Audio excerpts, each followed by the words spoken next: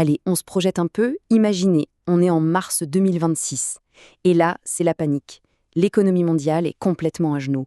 Le pétrole flambe, les marchés s'affolent, et tout ça à cause d'un tout petit point de blocage sur une carte. Alors on va décortiquer ensemble l'anatomie de cette crise qui a tout l'air d'un choc planétaire. Cette phrase, elle est percutante, hein. Elle résume à la perfection l'enjeu, et c'est notre point de départ. Comment est-ce qu'une si petite bande d'eau, 50 km à peine, peut avoir des conséquences aussi gigantesques?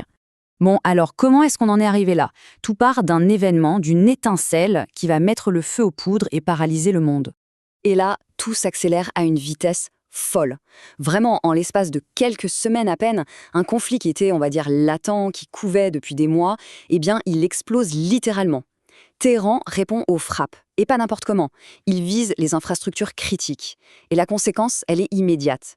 D'un coup, le détroit d'Ormuz, qui est ni plus ni moins que l'artère principale pour l'énergie mondiale, se retrouve fermé, impassable. Pour bien qu'on se représente les choses, il faut vraiment comprendre l'importance stratégique de cet endroit. Le détroit d'Ormuz, ce n'est pas juste un passage maritime parmi d'autres. Non, non. C'est le point de passage obligé pour une part absolument colossale du commerce mondial de pétrole et de gaz. Passons donc aux conséquences. La toute première, celle qu'on voit tout de suite, c'est bien sûr un choc énergétique. Un choc massif et immédiat. Ce qui est dingue ici, c'est vraiment l'échelle.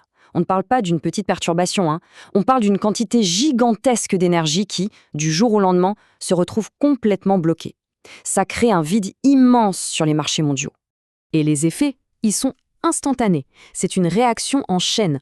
Le Qatar, un géant du gaz naturel liquéfié, arrête toute sa production. Des incendies éclatent aux Émirats. Partout dans la région, c'est le chaos. Les opérations sont à l'arrêt ou au ralenti. Et les quelques alternatives, comme les pipelines, elles ne peuvent absolument pas compenser un tel volume. Résultat, les prix s'envolent. Mais c'est ici que l'analyse devient vraiment intéressante. Parce que derrière le choc pétrolier, il y a une menace bien plus discrète, bien plus insidieuse qui se profile. Une menace qui nous touche tous, directement dans nos assiettes. Parce que oui, tout le monde a les yeux rivés sur le prix de l'essence. Mais la véritable bombe à retardement de cette crise, elle n'est peut-être pas là où on l'attend. Elle est dans un secteur encore plus essentiel à notre quotidien. Ce schéma illustre parfaitement le mécanisme. Parce que oui, le détroit d'Ormuz n'est pas qu'une autoroute pour le pétrole. C'est aussi une voie vitale pour les composants des engrais. Sans ces livraisons, les coûts pour les agriculteurs explosent.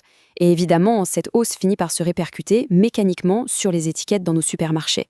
Et c'est là qu'on touche au point crucial, celui qui rend cette crise complètement différente des autres. Pour le pétrole, on a ce qu'on appelle des réserves stratégiques, des stocks en gros. Mais pour les engrais, rien, zéro, pas de plan B. Du coup, quand la chaîne d'approvisionnement se casse, la rupture est nette, brutale, sans aucun filet de sécurité. Alors forcément, face à un choc d'une telle ampleur, tout le monde n'est pas logé à la même enseigne. Changeons d'échelle, passons au niveau géopolitique et voyons un peu comment les cartes se redistribuent. Qui sont les gagnants et qui sont les perdants? Ce tableau est très, très parlant. On voit tout de suite que la résilience, elle dépend de facteurs bien précis. Est-ce qu'on a une production nationale, des réserves, une transition énergétique avancée? Regardez, les États-Unis sont protégés par leur pétrole de schiste. La Chine par ses réserves et son virage vers les renouvelables. Et à l'inverse, des pays très dépendants comme la Corée du Sud ou l'Inde se retrouvent en première ligne. Et bien sûr, il y a la Russie qui, en tant qu'exportateur d'énergie, profite économiquement de la situation. Pour vraiment illustrer ce fossé, prenons ces deux exemples. D'un côté, la Chine.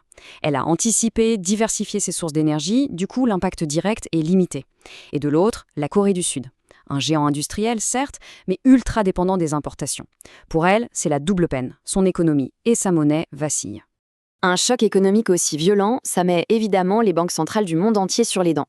Elles se retrouvent face à un dilemme qui a tout l'air d'être insoluble. Et ce dilemme, le voici exposé noir sur blanc. D'un côté, le choc énergétique fait repartir l'inflation. Logiquement, il faudrait augmenter les taux d'intérêt pour calmer le jeu. Sauf que, de l'autre côté, l'économie est déjà hyper fragile. Un tour de vis monétaire risquerait de l'envoyer directement en récession. C'est un choix impossible, un vrai casse-tête entre deux précipices. On arrive maintenant à la question que tout le monde se pose, comment ça se termine tout ça? Eh bien, à ce stade, deux chemins radicalement différents se dessinent à l'horizon. D'un côté, on a le scénario optimiste. La diplomatie fonctionne en coulisses, on parvient à une désescalade, le détroit rouvre, et le monde, bien que secoué, évite la récession. De l'autre, c'est le scénario pessimiste.